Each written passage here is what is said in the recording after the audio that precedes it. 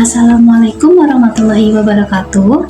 Perkenalkan, nama saya Sabrina Rindura Bani dengan NIM 4304025083. Di sini saya akan mereview sebuah buku yang sangat bagus bagi siapapun yang ingin memahami manusia dari sisi yang lebih utuh. Buku ini berjudul Psikologi Islam karya Agus Hermawan. Buku ini menarik karena ia berani masuk ke ruang-ruang yang seringkali terabaikan oleh psikologi konvensional, yaitu dimensi ruhaniyah. Untuk video ini, saya akan merangkum isi materinya dari bab 1 sampai bab 6. Baiklah, mari kita mulai penjelasannya.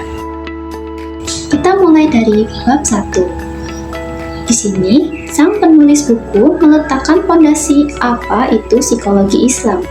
Intinya, ini bukan sekedar psikologi ditambah ayat, tapi sebuah disiplin ilmu yang memandang perilaku manusia sebagai manifestasi kondisi jiwanya yang terhubung dengan Tuhan. Ada satu poin yang saya garis bawahi di sini. Penulis menekankan bahwa psikologi Islam sangat relevan untuk menjawab krisis mental di era modern ini. Kenapa? Karena di zaman yang serba digital ini, orang-orang cenderung kehilangan orientasi diri. Bab ini menegaskan bahwa tujuan utama psikologi Islam adalah membawa manusia kembali kepada keseimbangan batin, agar bisa meraih kebahagiaan yang hakiki, bukan sekedar kepuasan material. Kita masuk ke bab 2. Di sini kita bicara tentang hakikat dan fitrah manusia.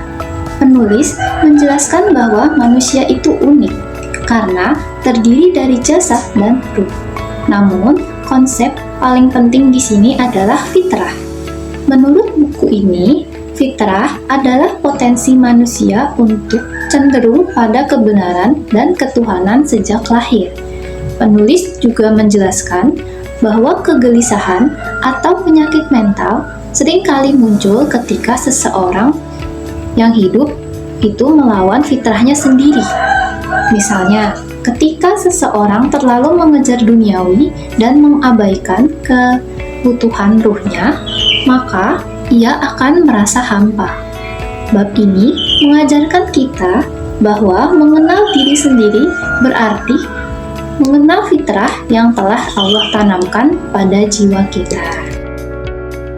Kita lanjut ke bab 3. Nah, kalau teman-teman ingin tahu bagaimana manusia beroperasi, bab ini akan menjawabnya. Di sini dibahas tentang struktur kepribadian manusia yang terdiri dari 3 elemen, yaitu kalbu, akal, dan nafsu. Pertama, kalbu. Ini adalah pusat dari segala keputusan dan perasaan. Jika hatinya baik, maka perbuatannya juga akan baik. Yang kedua, akal. Akal berfungsi sebagai alat untuk menimbang dan memahami kebenaran. Yang ketiga, nafsu. Nafsu adalah dorongan atau energi keinginan.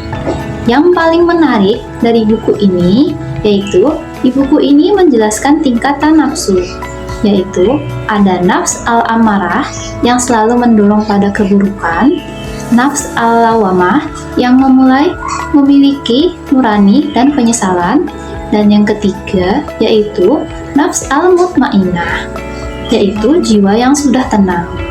Kepribadian yang hebat menurut buku ini adalah ketika akal dan kalbu mampu mendidik nafsu menjadi tenang.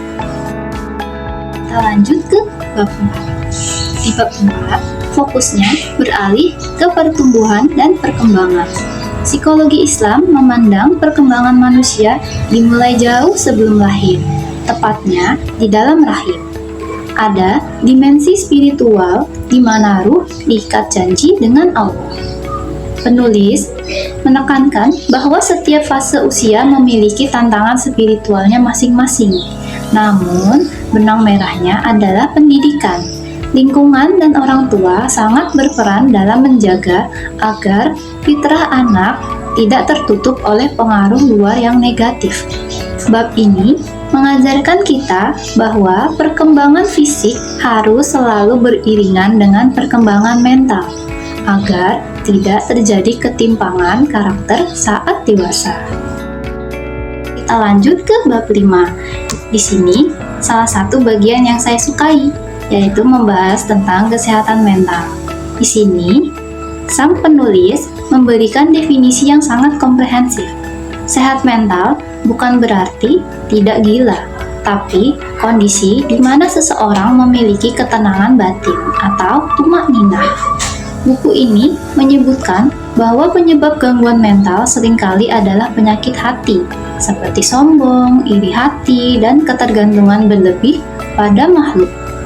Sebaliknya, orang yang mentalnya sehat adalah mereka yang mampu melaraskan diri dengan ketentuan Tuhan, memiliki resiliensi atau daya tahan saat menghadapi ujian, dan selalu merasa diawasi oleh Allah atau muraqabah. Bab terakhir yaitu bab 6. Bab ini membahas terapi dan penyembuhan jiwa. Ini adalah bagian praktisnya.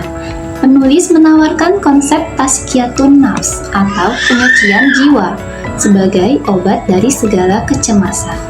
Ada 3 langkah yang dijelaskan. Yang pertama, tahalli, membersihkan diri dari kotoran batin dan kebiasaan buruk. Yang kedua adalah tahalli, menghiasi diri dengan ibadah, akhlak mulia, dan zikir. Dan yang ketiga yaitu tajalli, mencapai kondisi di mana nur ilahi menyinari hati sehingga kita merasa tenang dan mantap dalam melangkah. Buku ini menekankan kita bahwa sholat, doa, dan membaca Al-Quran bukan sekedar ritual, tapi adalah terapi klinis bahwa jiwa yang sedang terluka atau stres ini dapat disembuhkan. Ini adalah bentuk psikoterapi yang menyentuh akar permasalahan manusia, bukan hanya gejalanya saja. Itu tadi adalah isi buku Psikologi Islam dari bab 1 sampai bab 6 karya Agus Hermawan. Menarik sekali bukan?